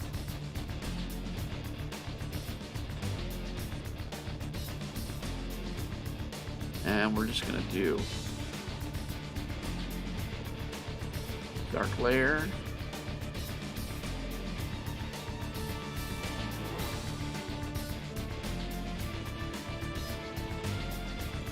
And then we're going to get our highlight spot.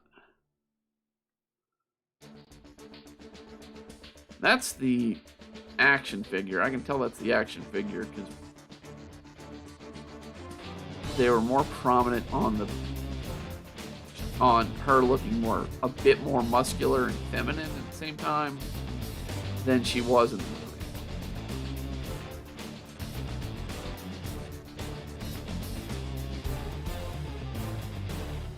Plus the hair is plastic.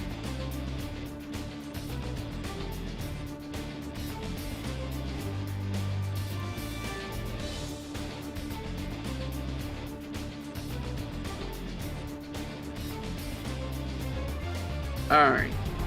Now, the blue only got 2 tones. It kind of got this... I mean, it has a little bit of a mixed tone, but it only does really much 2 tones here. If I can get... Oh, I'm on the wrong way. But it's a much duller tone. So I'm actually going to use a different kind of brush on blue. We did airbrush for the red, because it had that shiny.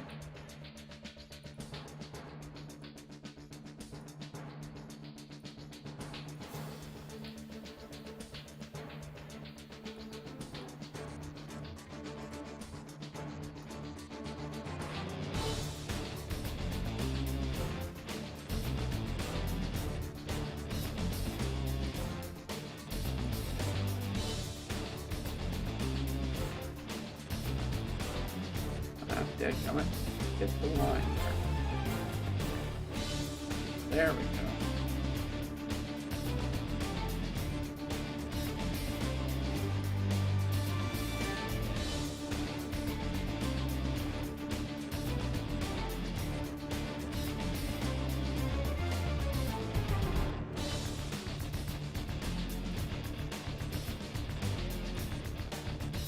Okay, with blue, I'm actually going to do a watercolor brush. Do another layer above it. We are going to do dark blue.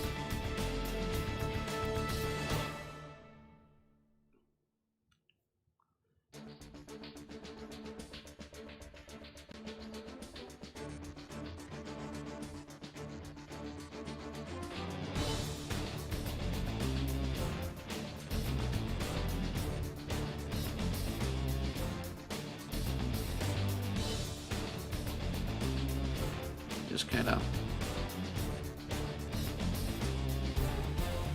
well, hold on.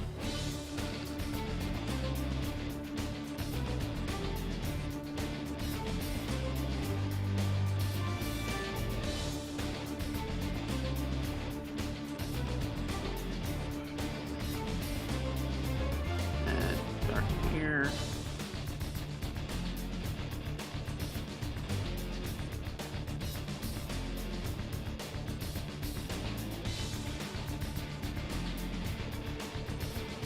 This is kind of why we do it on a different layer, so I can erase it, not affect the blue.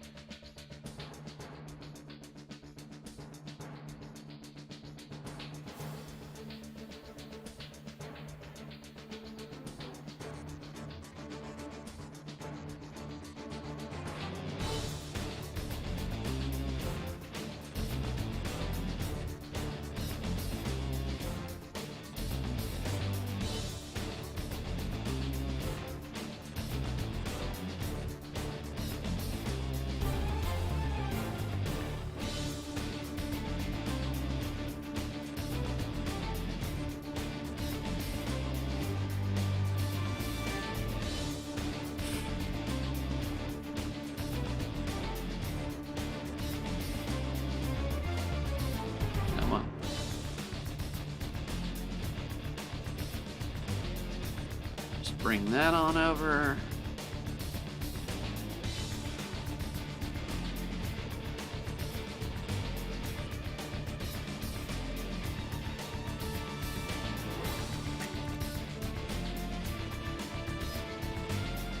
There's one more spot of blue I need to touch. Which is this one. Actually, I do need to get this one as well.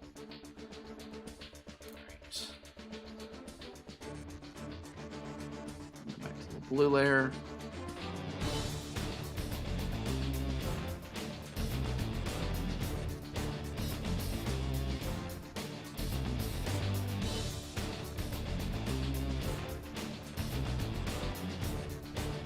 I'm not going to do the shine on the blue because, well, I goofed on something else, or I left off something else. Let's see if we need to do some blue shadow on here. I'm not going to do the blue shine because I just kind of don't want it. I want it to look like two different materials. FYI, during post-Endgame, BX team used CGI on the Quantum suits, and Captain Marvel suit is out of actions. Out of the actors wearing their existing costumes to save time from making new ones. That makes sense. Also, speaking of the MCU, your favorite. What's your favorite performance in an actor? Mine's Robert Downey Jr. Robert Downey Jr. was good, and I mean he's really good. It is tough. Favorite acting. Out of all, I mean, if we're just talking actor in the movies, I gotta give it to Benedict Cumberbatch, because the man not only played his character, but he's played his villains,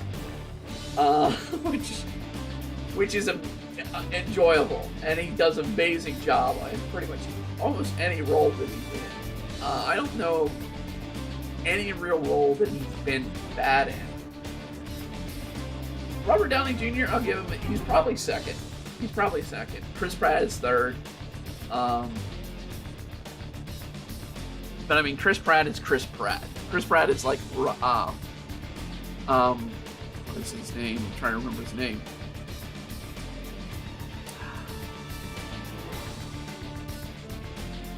The guy who plays Deadpool. My name's slipping. Yeah, I mean, it's he's that actor.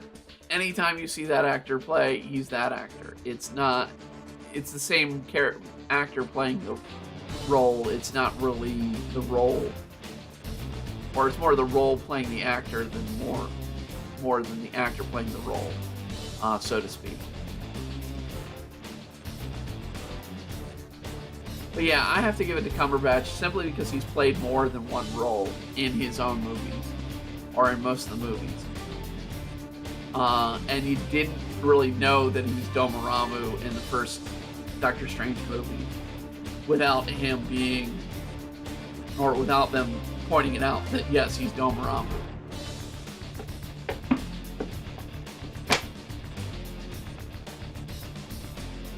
Ryan Reynolds, that's who I was forgetting. Yes, Ryan Reynolds. Ryan Reynolds plays Ryan Reynolds.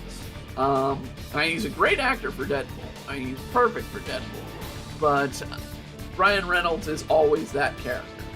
Chris Pratt is sort of that same character, which makes me worried about all the roles that Chris Pratt is doing in voice acting coming up, because I have a feeling it's going to be Mario, or Chris Pratt as Mario, not Chris Pratt playing Mario.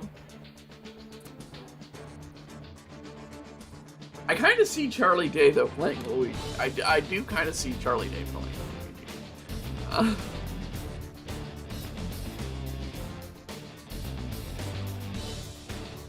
Do the hair ribbon here. See, this is one of the reasons why you want to do it in a different manner. Alright.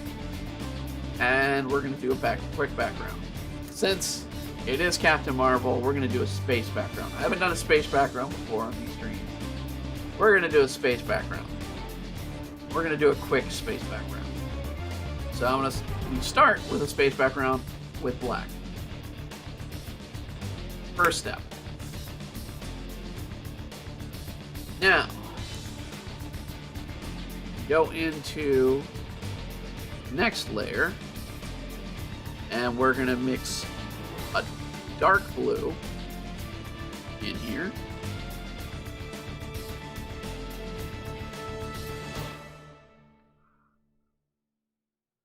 We're going to just add a little bit of a lighter blue.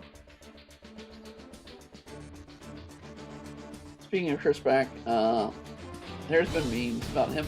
Yeah, Garfield I really don't get. As much as Bill Murray hated playing Garfield, he was a perfect Garfield. I don't get him being Garfield. I really don't. But at the same time, I'm done with Garfield. I used to be a huge fanatic of Garfield when I was a kid. Now, given it was the 80s when Garfield was good and big, nowadays Garfield is overtired and used. One of the things I'm adding here now, just so people know, I've got a tone escape brush. This gives sort of a, you're not able to see much of it because it's far off, but you can kind of see, it gives it the star. If I zoom in, you can see this little specks. It gives a little bit of star, and we're just going to increase the size a little bit to do a little bit more of an effect.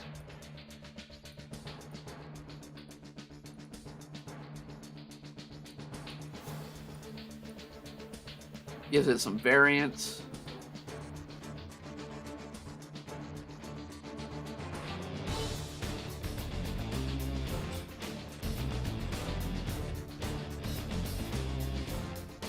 And then we're going to actually go to our effect brushes. And I already have sparkles set, so we're going to set some sparkles. This will make it for more glimmering stars.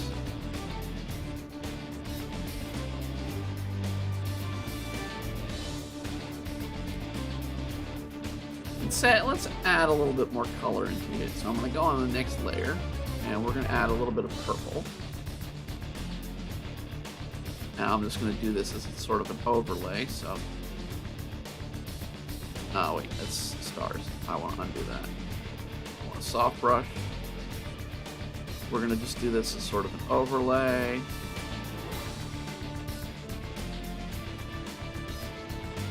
And we'll add a little bit of green. You only, when you're doing space, especially sort of the colors of space, you're only going to really see the cool colors. You're not going to see the reds, yellows, and stuff outside of a sun.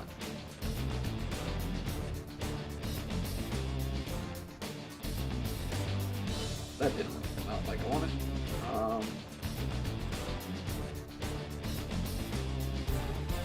Screen. There we go.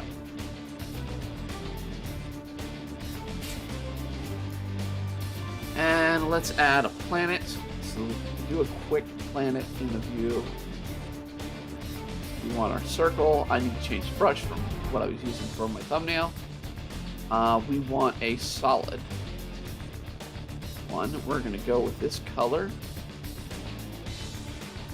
And actually, hold on. I'm going to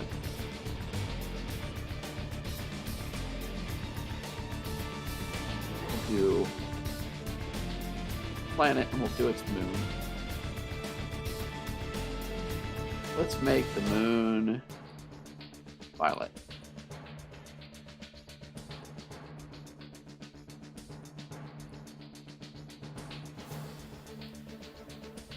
Now we just go on to the next layer.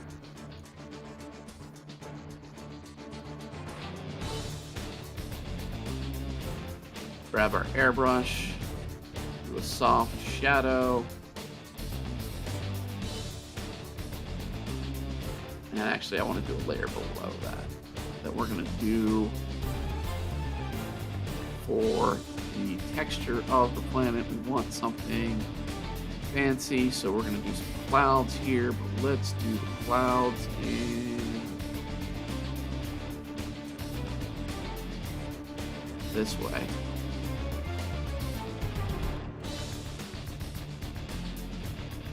And we're going to fade them. Do another layer of clouds. Adds a nice texture. Real simple planet there. Let's do the moon real quick. We're going to do a moon. Hold on, let's get to the layer the moon's on. With the moon, we want something else. We want sort of a rough texture. I have in my collection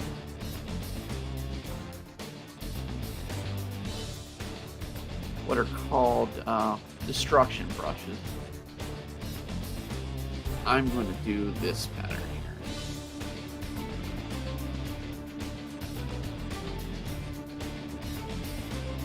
Wrong layer. The planet kind of looks like hollow, which was the first active. Yeah, probably. And it's sci-fi moons. If you're gonna do something, or planets or whatnot, it's not difficult. They're very simple. They're one of the basic things because you're working with just basic shapes and colors. And you just work your way out. So I mean, that's kind of what you do when you're doing these. I'm actually gonna turn up. I think that's the shadow. Oh no, that's the cloud. The shadow is this layer. Oh, it's already at 100%. We'll probably do a little bit more shadow then. We're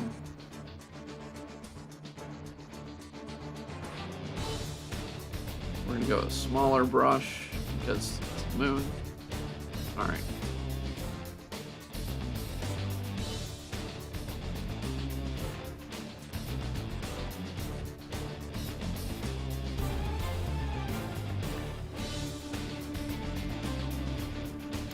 And like I said, we're gonna hit the planet a little bit better. We're gonna get a night on there.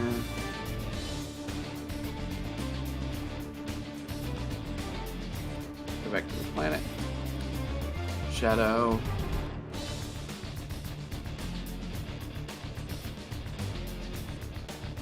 Not wrong layer. Or wrong selection. There we go. There we have 2 quick planets and a star system. We wanted to add a bit more stars in there. So let's add some brighter stars. Let's go back to our, which one is it? It's this one. Go back to our sparkles. We'll go brush size. Go up to 150. So these are brighter stars.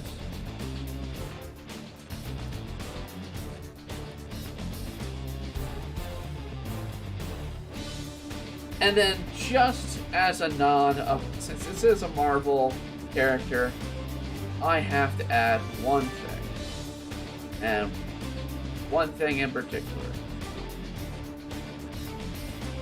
I have to give a nod to the one, the only, Jack Kirby.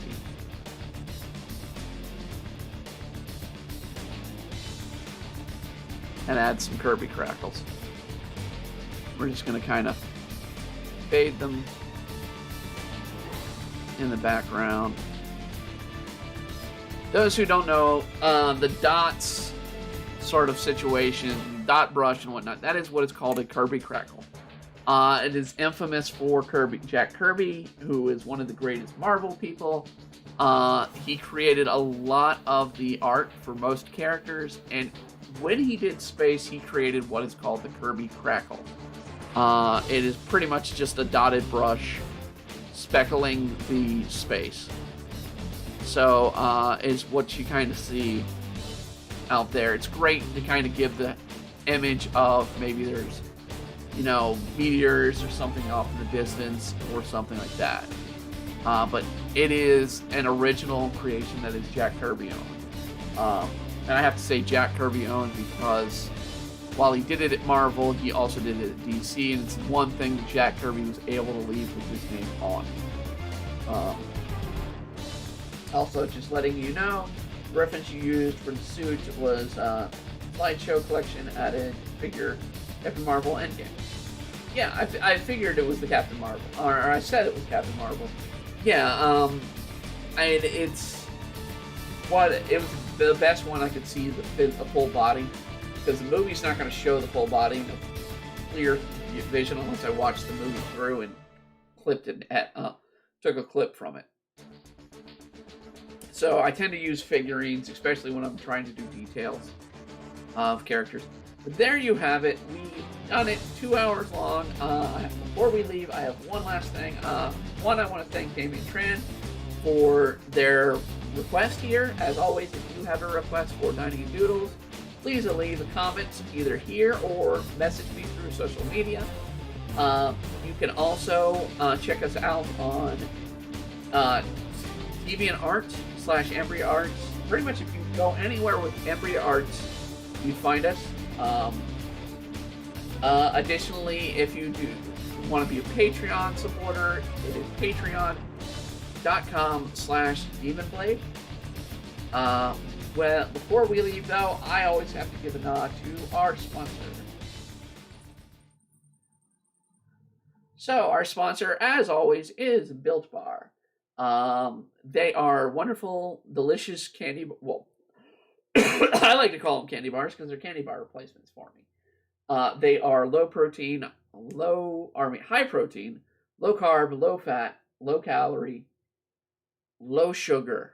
Absolutely delicious. They focus on flavor first. They have a variety of flavors. They just announced that they are bringing back their white chocolate cheesecake.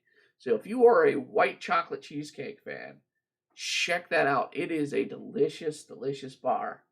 I personally, because I've been sick, I haven't been able to eat them as of late, but I have been enjoying the Built Broth and the Built Immune, or the Built Boost, both of which are pictured here.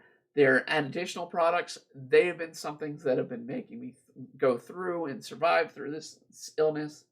I thank you all for joining, and I hope see you all again later tonight when we do our second Dining and Doodles. So we'll be back at 8 o'clock tonight, and I thank you all. Good night, everybody. Well, good afternoon, everybody.